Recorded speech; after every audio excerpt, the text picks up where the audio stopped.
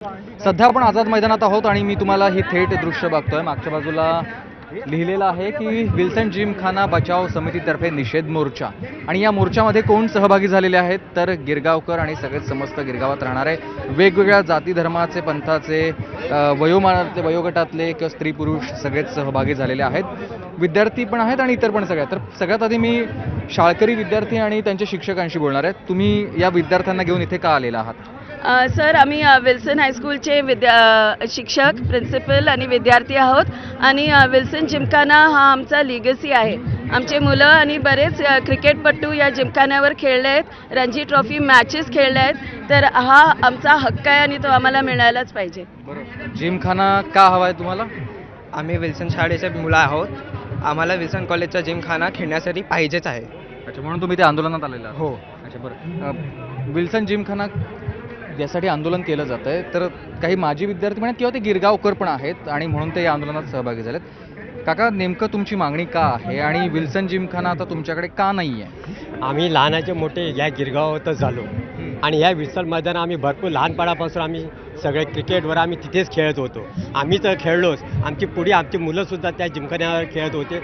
आम्ही cycling running सगळं आमचे शाळेची सुद्धा स्पर्धा आमच्या त्या मैदानावर होत्या।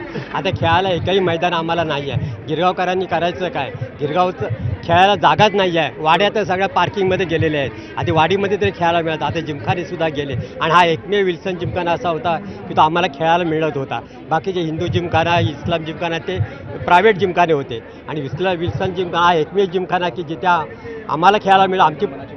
आमची पुढची पिढी तिथे तयार झाली आणि आता पुढच्या आमच्या नातवंडांना खेळायला जागा नाही आहे, ही परिस्थिती गिरगावची आहे। आणि आम्ही गिरगावकर संघटनेचे अध्यक्ष आपल्यासोबत आहेत, ज्यांच्या माध्यमातून हे आंदोलन नंतर पुढे आलं।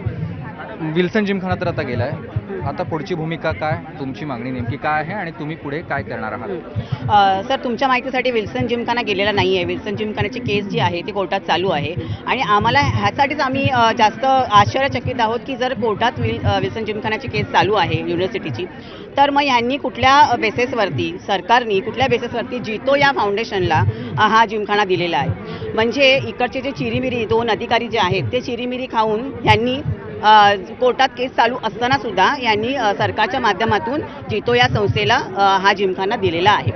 आता मला सांगा, जितो ही जी संस्था आहे ह्याचा आणि आपल्या स्पोर्ट्सचा काय संबंध? खेळाचा काही संबंध नाही, की जितो ही जी संस्था आहे ही प्रॉपर संस्था, ही बिझनेस रिलेटेड आहे। तर त्यांनी जे एका पर्टिक्युलर समाजाला जो हा दिलेला आहे, आता आपली जी मुलं आहेत तुम्ही पण आता बघितलात, हे जे स्कूलची मुलं आहेत, ती कॉलेजची मुलं आहेत, हे कसे खेळणार? आपण एका ठिकाणी म्हणतो मुलांना मोबाईलमधून बाहेर आणायचं, मुलांना कम्प्युटरमधून बाहेर आणायचं आणि यांना फिजिकल जे ॲक्टिव्हिटीज आहेत ते करायच्या। मग फिजिकल ॲक्टिव्हिटीसाठी जर ग्राउंडच नाही राहिला तर मग फिजिकल ॲक्टिव्हिटी मुलं करणार कुठून? आणि तुम्ही बघितलात ते ह्याच विभागातले नाही, आपल्या लॅमिंटनपासून ते कुलाबापासून फक्त जैन स्कूल किंवा जैन कॉलेज नाही, तर तिकडच्या विभागातली मुलंसुद्धा तिथे खेळतात, क्रिकेटच्या मॅचेस होतात, मोठे मोठे खेळाडू तिकडे झालेले आहेत। ऐतिहासिक जिमखाना आहे तो हा पर्टिक्युलर जिमखाना। तर आमची मागणी आहे, ज्या दोन अधिकाऱ्यांनी पैसे खाऊन जो हा कोणाच्या ताब्यात दिलेला आहे जितो संस्थेच्या, त्यांचं निलंबन आम्हाला हवं आहे। 100% आम्ही त्याच्यासाठी खूप प्रयत्न करणार। प्लस आम्हाला अजितदादा दुर्दैवाने आता आपल्यामध्ये नाही आहे, तर अजितदादांनी ग्वाही दिली होती, आपले संबंधित जे रिलेटेड लोक जे त्यांना भेटायला गेले होते जैन ह्याच्या विल्सन जिमखान्याच्या बाबतीत, तर त्यांनी ग्वाही दिली होती की तुमच्याच हातात राहणार, तो कोणाच्या एका पर्टिक्युलर समाजाच्या हातात जाणार नाही। तर आता आमची अशी मागणी, आता उपमुख्यमंत्री त्यांच्या ज्या महिला आहेत, आपल्या वाईफ आहेत, त्या झाल्या सुनेत्रा पवार, तर आमची त्यांच्याकडे मागणी आहे की तुम्ही हे जे कॅन्सलेशनच्या याच्यावर त्यांनी साईन करावी, अजितदादांच्या शैलीमध्ये त्यांनी काम करावं, असं आमची त्यांच्याकडे मागणी आहे। आणि मला एक सांगायचं आहे की अजितदादा पण विल्सन हायस्कूलचे माजी विद्यार्थी होते। 10वीची परीक्षा त्यांनी विल्सनकडून दिली होती आणि ह्या जिमखान्याचा त्यांचा खास लगाव पण होता। अच्छा, म्हणून ते आता तुम्ही त्यासाठी मग पुढाकार आता घेऊन हो, आम्हाला त्यांच्या मागणी आहे सुमित्रा पवारजींकडे की त्यांनी ह्या कॅन्सलेशनवर साईन। आज या मोर्चामध्ये कोण कोण सहभागी झाले, त्या आंदोलनात कोण कोण आहेत? आंदोलनात स्टुडंट आहेत, विल्सन कॉलेजचे, विल्सन शाळेचे स्टुडंट्स आहेत, माझे विद्यार्थी आहेत, माझी जे विद्यार्थी किंवा माझे खेळाडू आहेत, आम्ही गिरगावकर जी संस्था आहे ज्याची मी महिला सचिव आहे ती ते आहेत ना, सगळ्या धर्माचे। स्कूल आणि कॉलेजेसमध्ये काही पर्टिक्युलर एका धर्माची मुलं नसतात ना, मराठी सगळे आहेत। आणि आपले जास्त करून तिकडचे जे ऑर्गनायझेशन जे आहे, आपल्या युनिव्हर्सिटी जे आहे कॅथलिक युनिव्हर्सिटी आहे, तर त्याचे सुद्धा आहेत तिथे। आंदोलन हे यासाठी होतं आहे की जिमखान्याचा वाद सुरू असतानाच ते जिमखान्याचा वाद जेव्हा कोर्टात गेला, कोर्टामध्ये ही केस चालू असतानाच जैन समुदायाला ते देण्यात आलं आणि ते तसं होऊ नये. ज्यांनी ज्यांनी यासाठी प्रयत्न केले किंवा शासकीय स्तरावरती सह्या केलेल्या आहेत त्यांच्यावरती कारवाई करावी ही प्रमुख मागणी. आणि दुसरी आणखी महत्त्वाची मागणी की जिमखाना हा पुन्हा आमच्या किंवा शाळेच्या ताब्यात द्यावा आणि म्हणून हे आंदोलन सध्या केलं जात आहे. जर का तसं झालं नाही तर आणखी तीव्र पावलं उचलली जातील असं देखील या सगळ्या लोकांकडून सांगितलं जात आहे. व्हिडिओ जर्नलिस्ट पवार यांच्यासह सुमित सावंत, न्यूज 18 मराठी.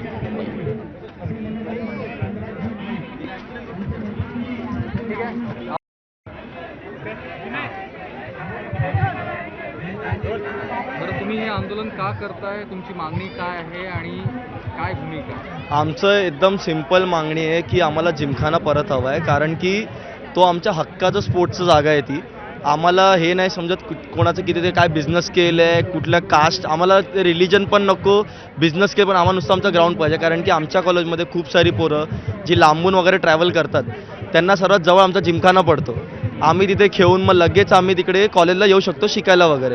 आता जेव्हा तो जिमखाना आमच्या हातात नाही आहे, पोरं दुसऱ्या मैदानावरती जाऊन तिथे प्रॅक्टिस करून त्यांचे लेक्चर्स वगैरे मिस होतात. खूप लोक कॉलेजला येणं मिस करतात कारण की त्यांचा टायमिंग निघून जातो.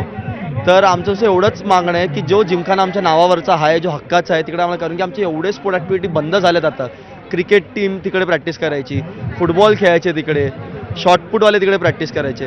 तर नाही बोलून किती पोरांचं नुकसान झालं आहे. आणि जी पोरं स्पोर्ट्स खेळतात त्यांना एक मॉरल सपोर्ट लागतो जो आजकाल भेटत नाही, कारण की आमच्या ग्राउंडच आमच्या हातात नाही आहे. तर आमची एवढीच मागणी आहे की तो ग्राउंड आम्हाला परत हवा आहे, कारण की तिथे आम्हाला स्पोर्ट्स पुढे वाढवायचं.